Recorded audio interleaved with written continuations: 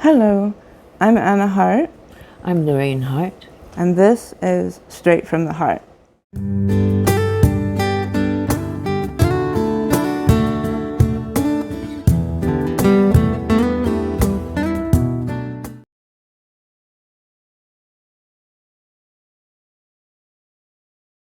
Really good. Because if there's too much input, the dog is going, the husband is going, the phone is going, the TV is going, that's too many things going.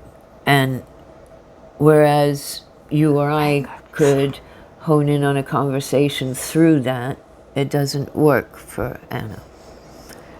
It just, everything is loud, coming at me. It needs to, I try my best to quiet everything else around. Which is not easy. No. But I'm hypersensitive to sounds, light, smell, and Touch?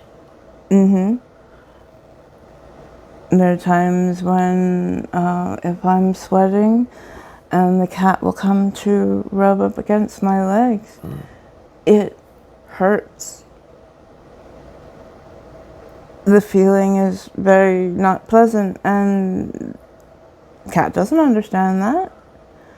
But I have to push her away. And okay, I just tried to give you love. Why'd you push me away? You know, I feel really bad for the animals when I have to say, I need space. Because they can't, they have no way of understanding. That's and not I need fair. to know when I can touch you and when I can't. Right. That's an important thing. One thing I wanted to really get across, if you ask me about caregiving, and I've been doing this quite a while, if you would ask me the most important thing, I would say this: that every single time before you go into the room or you go to have contact with whomever your patient is, that you shake off everything from before. Never mind, before was before.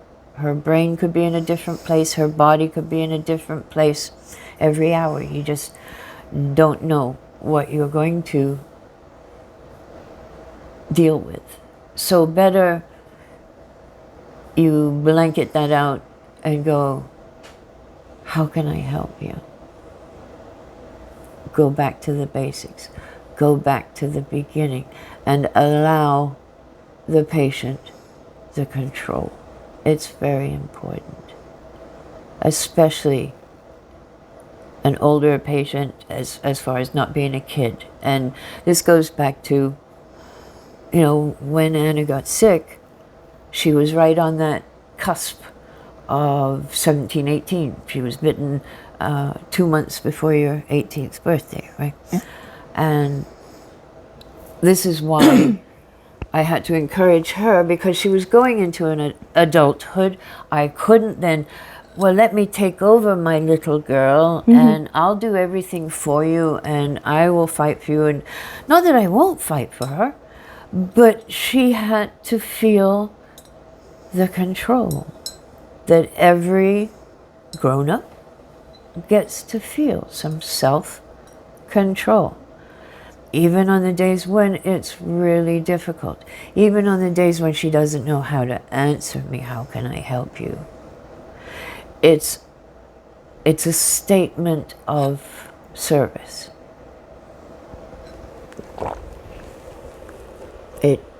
It just puts you in a better place.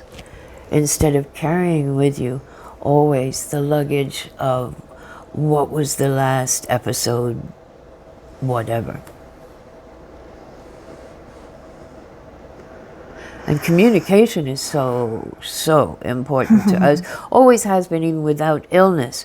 But with illness, it became absolutely important. Even when she couldn't talk, it was really important. We we made up signals. Okay, if you really need help, if you're about to fall down, if things are really, come to me quick, just put up your forefinger. Just one finger. It's the simplest thing, and she could remember it, and she could always do it. And I always know. I could be in an emergency room, a doctor's office, or a shopping center, whatever. She could be across the room. She does this, I'm next to her in an instant. So that I can at least ease her going down if she has to go down. When it's been like this, because sometimes there are people between us, and I know even if I have to wait a couple of seconds, she'll be there. I mean, there were days. Okay, so here's our reality was, one day she was in so much agony, my husband and I just stood on either side of the bed to make sure she didn't throw herself off the bed. The next day... Those lightning-like strikes, they were tossing me all over the bed. Was writhing in agony. And the very next day, the only thing she could move were her eyelids. Everything else just was like an iron weight. So, okay, let's figure out yes and no. How many times you blink? One blink? No. Right. Yes, quickest. I'm going to confirm it. So twice. We've talked it out. When we get into a situation that we cannot talk through, then it is our focus of conversation the next day. The next day, yes. When it's still fresh in our minds and we can explain why I might have said something, why she may have said something, Here I'd like to give props back to back in the day. I lived in a communal house in Vancouver, BC. And every week we had house meetings. Yeah. And you know what? They were a brilliant thing. Even if you were going to have an argument with somebody, it was still a brilliant thing. Just that you dealt with everything, and it was out here instead of in here. And it taught me meetings are a good thing, where equals come. So we started. We did them. Well, we have a daily check-in because I need to explain to her when I first get up, what was the night like? What am I coming to her now? Like, that is if I am... If you're able to get up and come out. Most of the time we do stretches, get her organized. Sometimes we're just going to change her position on the bed because she tends to be stuck in the one position a lot. And not good for her neck, shoulder, all the rest of that. We got a great pillow for that sometime. We really should show that too. I actually have, on the one where I'm having a bad day, it says, you can't really hear what I'm saying because I'm having a bad day in that one. But I do show the pillow where you can put your arm through the bottom and not... For side sleepers. Not have pressure on that arm. It's a very firm pillow with a body pillow on top of that. So it is the most comfortable thing. Yeah. I love that. Yep. Oh. So anyway, stretching, moving, and then, helping her get up. I'm always on her left side. I have a tendency to walk with my arm up like this, even when she's not there, just because you get used to that. I do it if friends walking by my side. Oh, here you go. Mm-hmm. But it's good to know that that's there, day, so I can, if I'm walking, Whether we have appointments, whether, we like to take Mondays have always been our day for the spirit, the day for just being in touch, recognizing that we live a beautiful life on a beautiful planet and should be ever grateful every day, every single day, no matter what's going on, no matter what. Yeah. Nature, your home, your family, you have good things. Be grateful. Be grateful is one of the best survival techniques. That's very true. Yeah. And thankfully, I have some really great therapists. Yeah. Who I can come away from Lorraine if I need to talk about something that involves like me. You should be able to bitch about your caregiver somewhere. Or just talk, and if you want to make something better. Yeah. My therapist is really wonderful at, you give her a situation, she will then help me figure out what way do I want to go out of that situation and how can I best have the most advantages for me on the way out. So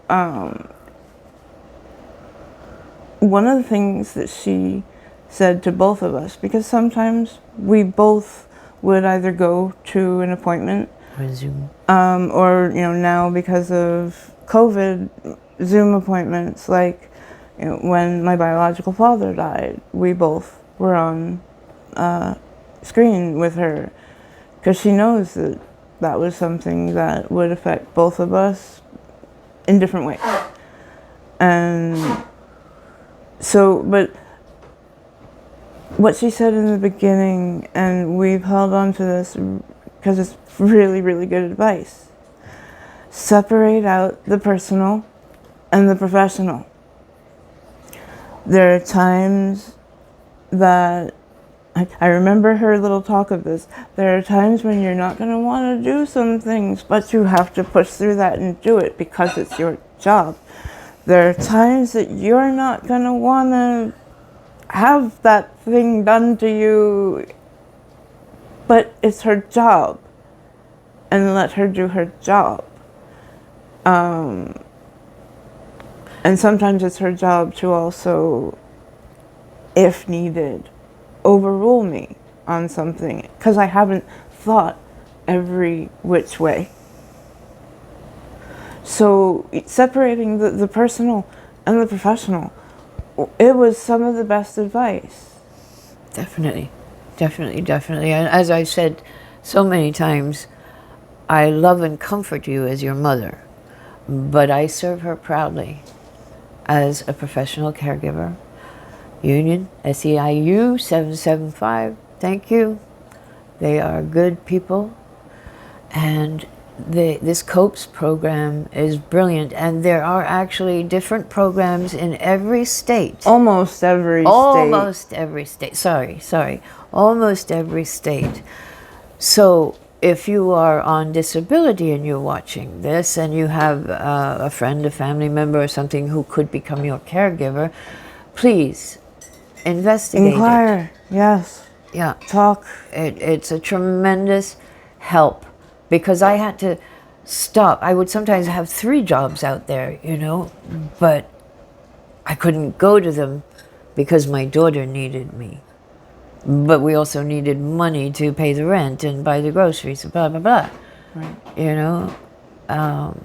And my 800 don't cut it. Oh. No. Which was much less before. So,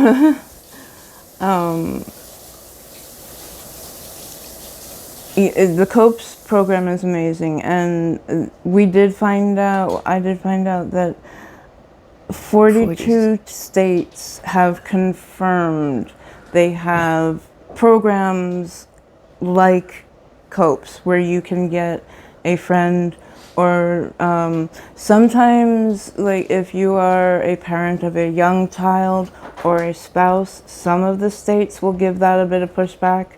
So just look at what's available in your state. There's more than you think. available. I never would have thought of this being there if someone hadn't told me. In Washington, okay, we have a non-emergency emergency number for resources, and 211 instead of 911. This in Washington State, this is not a national thing. It will connect you. They will ask, what's going on? Are we having a mental emergency? And you can get a therapist there and not the police. Right. The fire not department, the necessary police. to call a gun to the situation. Right. Emergency services, completely different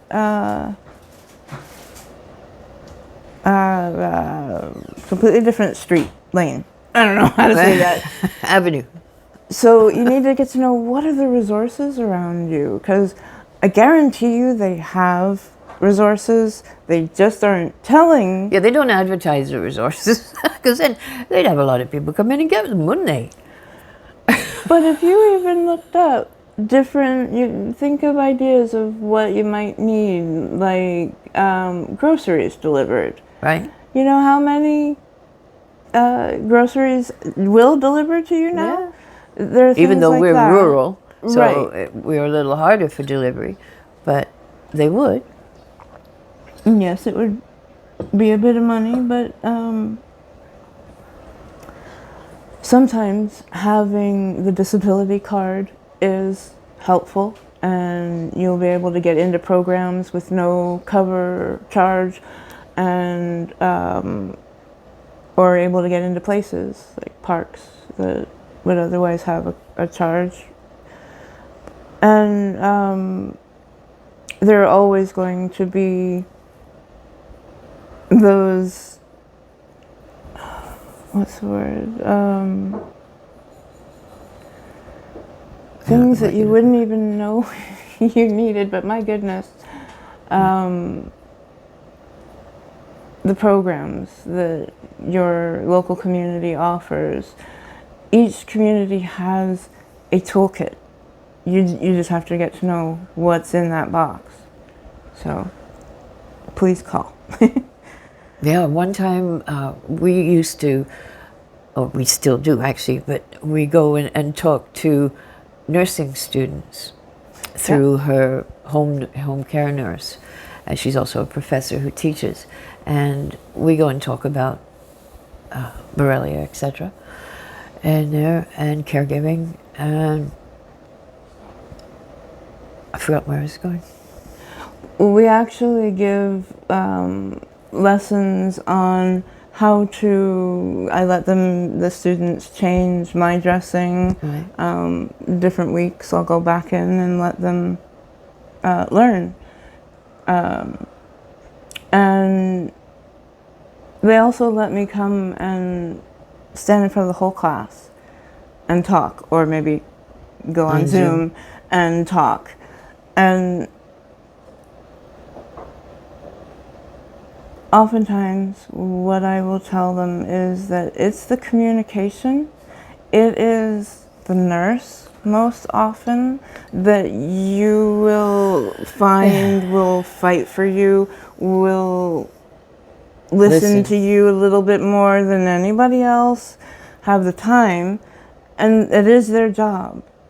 You know, the doctor is there to get this little 5, maybe 10 minutes of what's going on.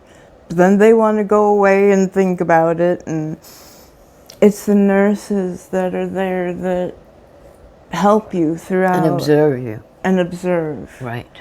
And I remember the point when suddenly we had cameras in the hotel. In our hotel room, because you know it was nice, and and that was the night that my feet were having really strange spasms and getting caught in the bottom of the Bed covers. well, it's the actual the bottom of the bed. The they between have the mattress and the doohickey, the foot. Yeah, the actual foot, the Yeah. actual bottom, like they have where nurses or attendants can grab to Right. push the bed if they Right. needed. My foot would get stuck Yeah. in that hole, and then I would be going, between.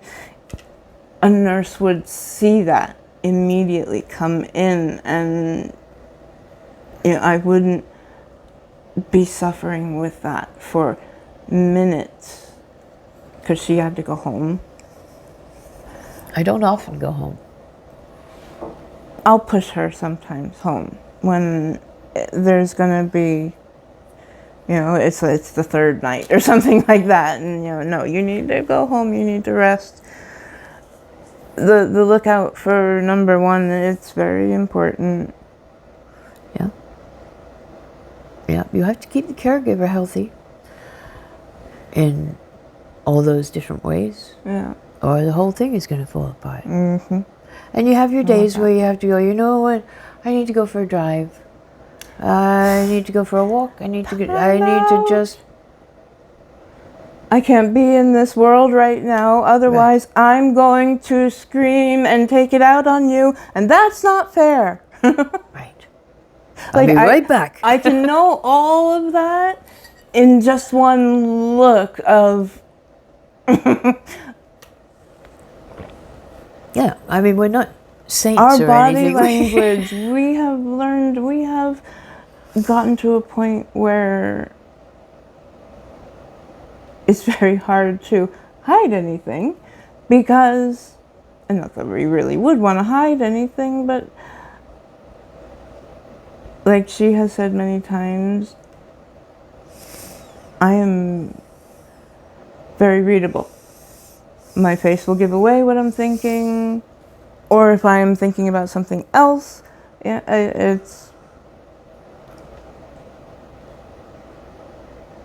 and my body will also give away certain hints as to how it's doing. How is it curled in? How are my hips? Are they straight? Am I protecting one hip more than the other? I know that she pays attention to every jerk that happens. Even if she's not looking directly, I know that she is still observing.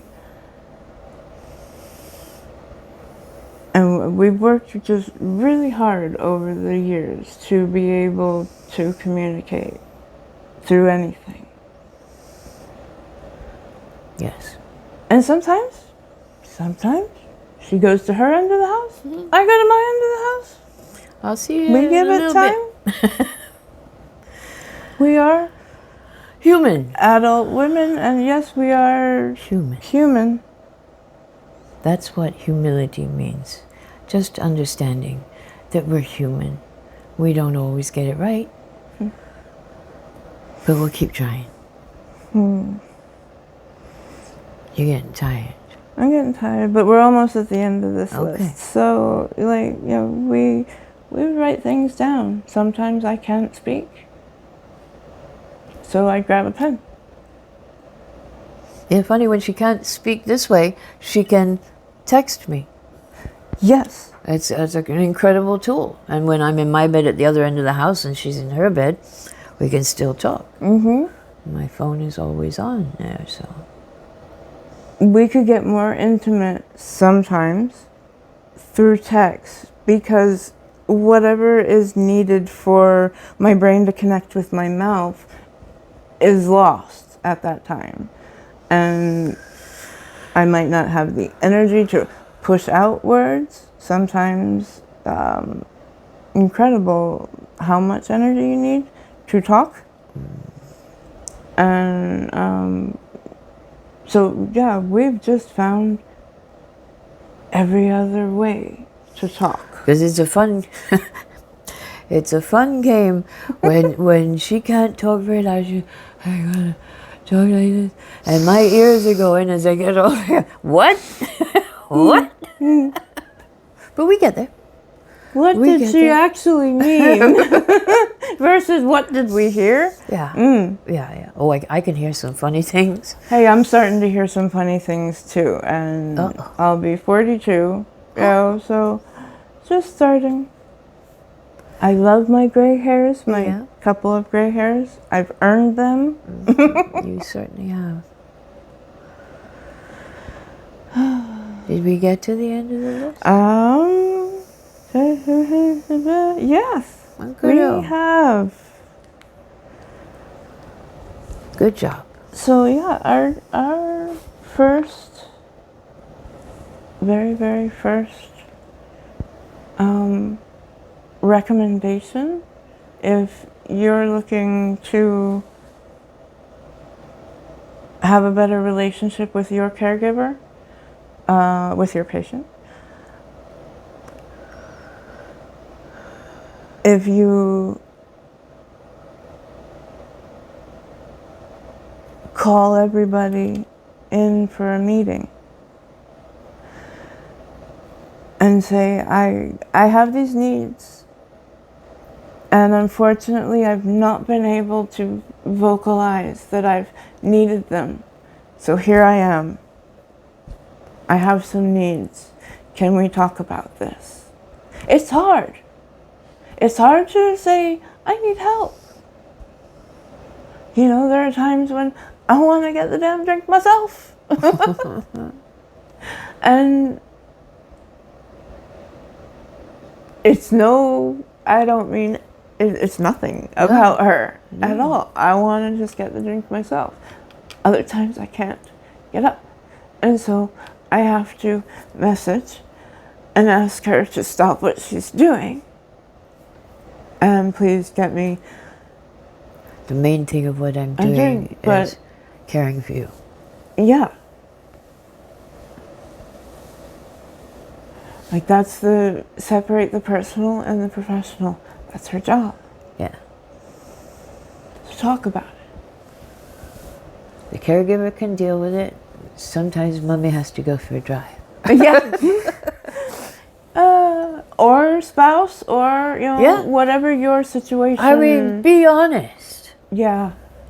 You know, you cannot push yourself further than your psyche wants to go. You know, this martyrdom. No. And there are times where it turns around. It's rare. It's not as much, but I will be helping her. Oh, She's sure. having She's my bad friend. pain day, and yes, I of course will come and help her, to give her some meds, make her tea. On days when she can, that's lovely. Yeah. And I always make the joke that we have a good brain between us. Half brain in there, and eventually we'll get it out. We'll get it and together. we laugh. Laughter is so damn important. I tell you, we have been in emergency rooms, and we've been in terrible situations. I mean, terrible situations where she's having a terrible time. I've had a broken back. Right, and they're treating us like a Munchausen mama and a bored, entitled young woman. And you have to find some humor somewhere. Well, you might smack doctors, and I wouldn't want to do that. So, it's gallows humor. It is. It really is.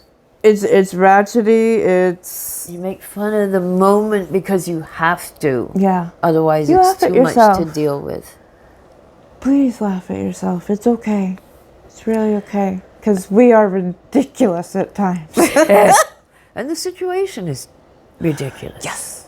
Yes. You know? I mean, how can it not be crazy? We are on this little marble in the... Spinning at 1,700 miles an hour through vacuum. space. Yeah.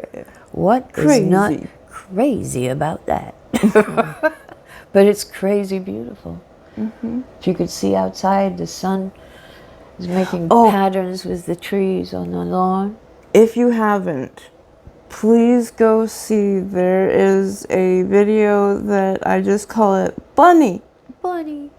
And as we were talking doing our prep work for this, I was doing some recording and showing the front lawn. It's really beautiful. It had a lot of shadows from the trees, and please go see it. There's a little bunny that comes out, one of our little buns, and it went hoppity hop and suddenly it flopped over in the dirt. It was the bun flop. That's what we call it. The bun flop. Wow. They were so cute. Yes. So that's where you can see a little bit of the yard, and it'll make you smile. It should. Okay. So we're gonna. Thank you for being with us. Yeah. Say cheers. Hope you have a good day. Okay. You can't drink when the spoon is right there. No. All right. Good job. Good job. Good job. So.